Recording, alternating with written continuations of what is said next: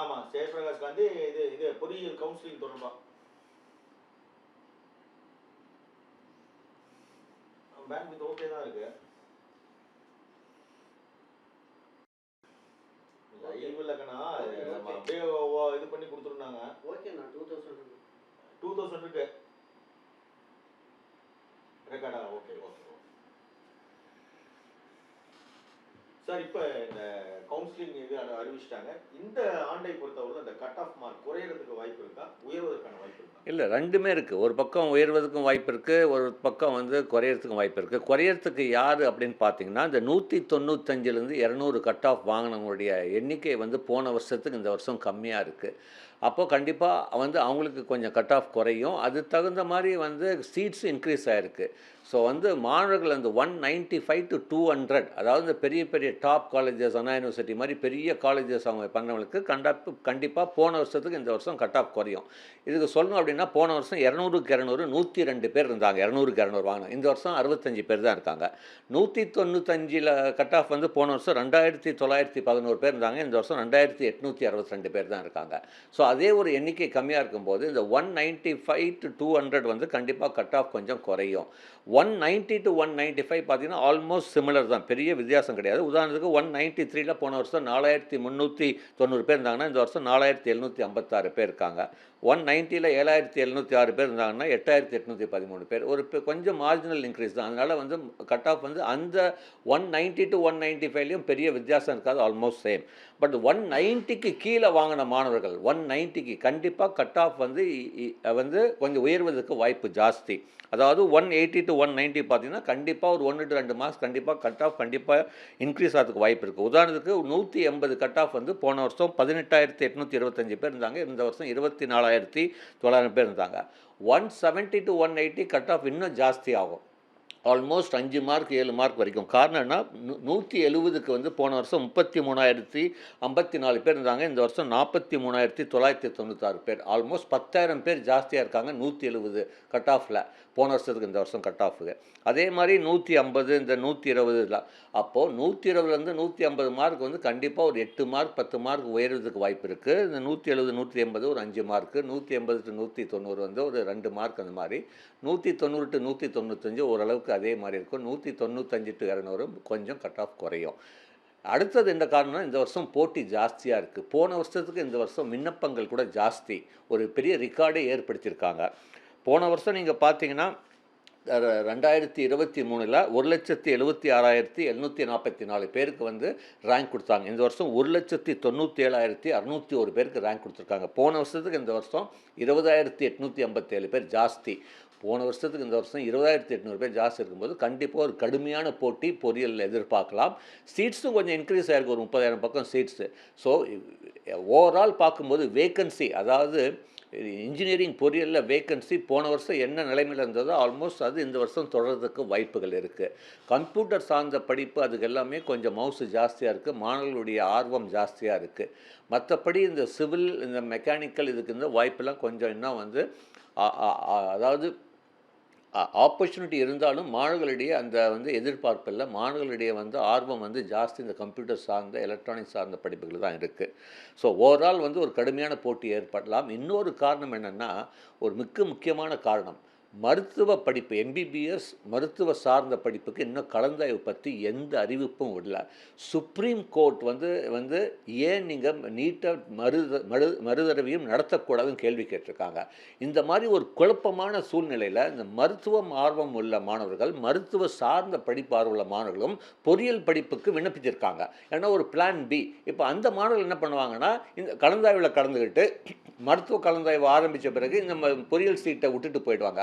அப்போது இந்த இந்த இந்த இந்த மாதிரி சிச்சுவேஷனில் கண்டிப்பாக ஒன்லி பொறியியல் ஒன்லி இன்ஜினியரிங் படிக்கிற மாணவர்களுக்கு ஒரு பாதகமாக அமையறதுக்கு வாய்ப்பு இருக்குது. ஒவ்வொரு வருஷம் நடந்துகிட்ருக்கு, சீட்டும் வேக்கண்ட் ஆகுது. இது வந்து வேறு வழியே கிடையாது. அதனால தான் நாங்கள் எப்போவுமே சொல்வோம், இந்த கலந்தாய்வு நீட்டு தான் வந்து ஒரு பெரிய தொந்தரவுன்னே சொல்வேன் இந்த பொறியியல் கலந்தாய்வுக்கு அப்படின்னு சொல்கிறேன் நான். ஸோ எந்த ஒரு சரியான முடிவு கூட வந்து எடுக்க முடியல மாணவர்களாலும் பெற்றோர்களாலையும். அந்த குழப்ப நிலையில், ஏன்னா எம்பிபிஎஸ் நடத்தினா தான் மருத்துவ சார்ந்த படிப்புக்கு நடத்த முடியும். ஸோ அது எதுவுமே நடத்த முடியாமல் ஒண்டி பொறியியல் நடத்தும்போது கண்டிப்பாக வேறு வழியும் கிடையாது. இப்போ நம்மளுடைய அரசு நடத்துதே ஆகணும். ஏன்னா இது வந்து லேட் பண்ண முடியாது பொறியியல் படிப்புக்கு. ஏன்னா நீட்டில் என்ன ஒரு ஒரு எந்த ஒரு விவரமும் சொல்லலை, என்ன சுப்ரீம் கோர்ட் என்ன முடிவும் சொல்லலை. அந்த மாதிரி டைமில் வந்து ஓகே வில் கோ அஹெட் அப்படின்னு சொல்லியிருக்காங்க. கண்டிப்பாக மாணவர்களுக்கு இது பாதகமாக தான் அமையும், வேறு வழி இல்லை. இதுக்கு ஒரு மாற்று ஏதாச்சும் ஒன்று வருமா, இல்லை மாற்று ஒரு வந்து சஜஷன்லாம் நாங்கள் கொடுத்துருக்கோம். கண்டிப்பாக அரசு அதை ஏற்றுக்குவாங்க அப்படின்னு நினைக்கிறோம். ஒரு அடிஷ்னல் சீட்ஸ் கிரியேட் பண்ணி, இல்லை ஏதாச்சும் வேறு விதத்தில் வந்து இந்த இந்த வேக்கன்ட் சீட்டை, அதாவது மருத்துவ கலந்த நடந்த பிறகு இந்த வேக்கன்ட் சீட்டை நிரப்புறதுக்கான நிஜமாகவே தகுதியுள்ள மாணவர்கள் வந்து இன்னும் நல்ல காலேஜுக்கு ஜாயின் பண்ணுறதுக்கு ஏதாச்சும் அடிப்படையில் வேறு ஏதாச்சும் பண்ண முடியுமான்னு கண்டிப்பாக அவங்களும் கலந்து ஆசிட்டு இருக்காங்க. கண்டிப்பாக ஒரு நல்ல முடிவு வரும்னு எதிர்பார்க்குறோம். மீன் டைமில் வந்து இந்த வருஷம் ஓவரால் பொறியியல் கலந்தாய்வை பொறுத்த வரைக்கும் ஒரு டைட்டான சிச்சுவேஷன், ஒரு கடுமையான போட்டி தான் எதிர்பார்க்குறோம். இல்ல குறிப்பா நீங்க சொல்றீங்க இப்ப 20,000க்கும் மேற்பட்டவர்கள் விண்ணப்பித்திருக்காங்கன்னு. ஜாஸ்தி. இன்னொரு பக்கம் வந்து ஆமா விண்ணப்பித்தவங்க அதிகம். இன்னொரு பக்கம் வந்து இந்த மதிப்பெண் கட் ஆஃப் பொறுத்தவரைக்கும் உயர்வதற்கான அதிகம்னு சொல்லியிருக்கீங்க. இப்ப மாணவர்கள் எதிர்பார்ப்புக்கு ஏற்ப அந்த கல்லூரிகள் அமையுமா? அவங்க நினைச்ச அந்த படிப்பு கிடைக்க வாய்ப்பு இருக்கா? இல்லை, கண்டிப்பாக எல்லாத்துக்குமே விண்ணப்பர்களுக்கு எல்லாத்துக்குமே வந்து வாய்ப்பு இருக்குது. பட் வந்து அவங்களுக்கு வேண்டிய கல்லூரி வேணுமா அப்படின்னா அவங்க வந்து சாய்ஸ் ஃபில்லிங் வந்து சரியாக பண்ணணும். கல்லூரி பற்றி முழுமையாக தெரிஞ்சுக்கணும். கண்டிப்பாக ஒரு சோஷியல் மீடியாவில் கண்டிப்பாக ஏதாச்சும் ஒரு இந்த டெலிகிராம் குரூப், வாட்ஸ் குரூப்பில் வந்து ஜாயின் பண்ணி உங்கள் டீட்டெயில்ஸை கொடுத்து அவங்க இன்ஃப்ளூயன்ஸ் பண்ணுற மாதிரி வச்சுக்க வேணாம். அதை நாங்கள் வந்து ஒரு எச்சரிக்கையாக சொல்கிறோம். முடிந்த அளவுக்கு வந்து நீங்களாகவே சாய்ஸ் ஃபில்அப் பண்ணுங்கள். இல்லை டிஎஃப்சி சென்டரில் போய் சாய்ஸ் பண்ணுங்கள். தனியார் கல்லூரியோ தனியார் இடத்துல போய் உங்களுடைய பாஸ்வேர்டு யூசர் நேம் கொடுக்காதீங்க. அதுக்கான எல்லா வழிமுறைகளும் நம்முடைய அரசு செஞ்சிட்ருக்கு. டிஎஃப்சி சென்டரும் ஜாஸ்தி ஓப்பன் பண்ணியிருக்காங்க. எல்லா வந்து உதவியும் செய்கிறதுக்கு ரெடியாக இருக்காங்க. பெற்றோர்களும் மாணவர்களும் கொஞ்சம் அதை பற்றி தெரிஞ்சுக்கிட்டு போகிறது, அதை பற்றி முழுமையான விவரங்கள் வந்து தமிழ்லையும் ஆங்கிலத்திலையும் வந்து அவங்களுடைய வெப்சைட்லேயே போட்டிருக்காங்க, இணையதளத்தில். நீங்கள் தயவுசெய்து அதை பாருங்கள். எப்படி சாய்ஸ் ஃபில்அப் பண்ணுறது, எப்படி ப்ரொசீஜர், இதெல்லாம் நம்ம பார்க்காம ஏதோ ஒரு யூடியூப்பில் யாரோ ஒரு சொல்கிறது கேட்டுட்டு நீங்கள் வந்து அதை வந்து இன்ஃப்ளூயன்ஸ் ஆகக்கூடாதுன்னு நாங்கள் சொல்கிறோம். எப்போவுமே வந்து நம்முடைய Tamil Nadu engineering admissions online portal, அது அஃபிஷியல் ஆன்லைன் போர்ட்டலில் நீங்கள் டிஎன்ஏ ஆன்லைன் போர்ட்டலில் வந்து போய் பாருங்கள். எல்லா பேரும் சொல்லியிருக்காங்க. இமெயில் முகவரியும் கொடுத்துருக்காங்க. ஏதாவது டவுட் இருந்துச்சுன்னா ஃபோன் பண்ணியும் கேட்டுக்கலாம். இவ்வளோ வசதிகள் செய்தும் மாணவர்கள் வந்து சில பேர் வந்து தெரியாமல் இது பண்ணிக்கிறாங்க. அடுத்தது நீங்கள் வந்து கலந்தாய்வுக்கெல்லாம் நீங்கள் போகும்போது, அதாவது இந்த சாய்ஸ் ஃபில்லிங் போகும்போது டிஎஃப்சி சென்டர்லையோ அல்லது உங்கள் வீட்லேயோ நீங்கள் பண்ணுறீங்கன்னா கண்டிப்பாக ரிஜிஸ்டர்ட் மொபைல் நீங்கள் வந்து உங்கள் கூட வச்சுக்கோங்க. ஏன்னா இந்த ஓடிபி அதில் தான் வரும். நிறைய மாணவர்கள் டிஎஃப்சி சென்டர் போகிறாங்க, கூட அம்மா போகிறாங்க. ரிஜிஸ்டர் மொபைல் வந்து அப்பாவுடைய மொபைல் கொடுத்துருப்பீங்க. அப்பா இப்போ ஆஃபீஸில் இருப்பாங்க, ஓடிபி வரும், சைலண்ட் மோடில் இருக்கும். இந்த மாதிரி நிறைய விஷயங்கள் நாங்கள் பார்த்துட்டோம். ஸோ தயவு செய்து இந்த கலந்தாய்வு, இந்த உங்களுக்கு என்ன ஃபஸ்ட் ரவுண்டோ செகண்ட் ரவுண்டோ தேர்ட் ரவுண்ட் 3 ரவுண்ட் நடத்த போகுது, எந்த ரவுண்டில் வரீங்களோ அந்த ரவுண்டு சாய்ஸ் வந்து ஃபில்அப் பண்ணும்போதும், அந்த டென்டேட்டிவ் அலாட்மெண்ட், ப்ரொவிஷனல் அலாட்மெண்ட்லாம் இது பண்ணும்போது, ஆப்ஷன் கொடுக்கும்போதும் கண்டிப்பாக உங்களுடைய ரிஜிஸ்டர் மொபைல் கூட வச்சுக்கோங்க. அதுதான் எங்களுடைய இது. ஸோ அடுத்தது வந்து இந்த நல்ல கல்லூரி முக்கியத்துவம் கொடுங்க. கோர்ஸும் பேலன்ஸ் பண்ணி கொடுங்க. கண்டிப்பாக ஒரு ப்ரிப்பேர் பண்ணுங்கள். தயவுசெய்து இப்போ நீங்கள் கலந்தாய்வு ஆரம்பிக்கிறாங்க சாய்ஸ் ஃபில்லிங்னா அன்றைக்கி உட்காந்து ப்ரிப்பேர் பண்ணக்கூடாது. இப்போவே ஏன் அரசு வந்து இவ்வளோ டைம் கொடுக்குறாங்க? உங்கள் கட் ஆஃபுக்கு ப்ளஸ் ஆர் மைனஸ் ஒரு 5 மார்க் 10 மார்க் போட்டு என்னென்ன கல்லூரி கிடைக்கும், என்ன மாதிரி கோர்ஸ் கிடைக்கும், இதெல்லாம் ஒரு ஒரு A4 ஷீட்டில் சாய்ஸ்லாம் முடிஞ்ச அளவுக்கு நிறைய சாய்ஸ் கொடுங்க. அந்த சாய்ஸை வந்து ஒரு தடவைக்கு 10 தடவை பார்த்துட்டு ப்ரிப்பேர் பண்ணிவிட்டு அதுக்கப்புறம் சாய்ஸ் ஃபில்லிங்கில் வந்து தயவுசெய்து நீங்கள் வந்து அப்லோட் பண்ணுங்கள். தயவுசெய்து எந்த ஒரு ப்ரிப்பரேஷன் இல்லாமல் சாய்ஸ் ஃபில்லிங் பண்ணாதீங்க அப்படின்னு நாங்கள் சொல்கிறோம். அதனால தான் அரசு இந்த அளவுக்கு டைம் கொடுத்துருக்காங்க. சாய்ஸ் ஃபில்லிங் கூட 3 நாள், எப்போவுமே கொடுக்குற மாதிரி 3 நாள் டைம் கொடுத்துருக்காங்க. அவகாசம் நிறைய இருக்குது. நல்லா ப்ரிப்பேர் பண்ணி போனீங்கன்னா கண்டிப்பாக ஒரு சரியான கல்லூரி, சரியான கோர்ஸ் உங்களால் தேர்ந்தெடுக்க முடியும். சார் இப்போ ரேங்கிங்கை பொறுத்தவரை மாணவர்களுடைய எண்ணிக்கை அதிகமாக இருக்குது. இப்போ நிறைய மாணவர்கள் இந்த ஆண்டை பொறுத்தவரை அந்த ஏஐக்கு தான் முக்கியத்துவம் கொடுத்துருப்பாங்க.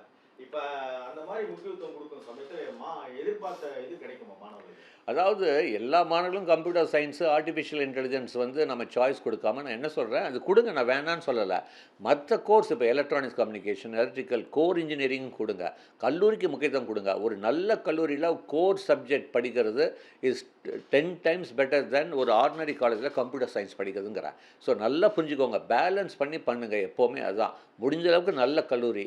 அதாவது வெறும் கம்ப்யூட்டர் சயின்ஸ், ஐடி, ஏஐ படித்தா தான் வேலை அப்படின்னு கிடையாது. இனிமேல் ஃப்யூச்சரில் வந்து core engineering dealing with computer knowledge will have more ஆப்பர்ச்சுனிட்டிஸுங்கிறோம். ஏன்னா எல்லாமே ஒரு மல்டி டிசிப்ளினரி, நான் ஒரு பிரான்ச்சை வச்சுட்டு இனிமேல் பெரிய வேலை எதிர்பார்க்க முடியாது. மல்டி டிசிப்ளினரி நாலேஜ் தேவைப்படுது. ஸோ அதனால் பிரான்ச் வந்து அந்த அளவுக்கு முக்கியம் இல்லை, ஓரளவுக்கு முக்கியம் இருந்தாலும் கல்லூரிக்கு முக்கியத்துவம் கொடுத்து நல்ல கல்லூரியிலையும் நல்ல கோர்ஸ் ஜாயின் பண்ணிங்கன்னா கண்டிப்பாக ஒரு பிரகாசமான எதிர்காலம் கண்டிப்பாக பொறியியலுக்கும் இருக்குது. சூப்பராக இருந்துச்சு. ஓகே.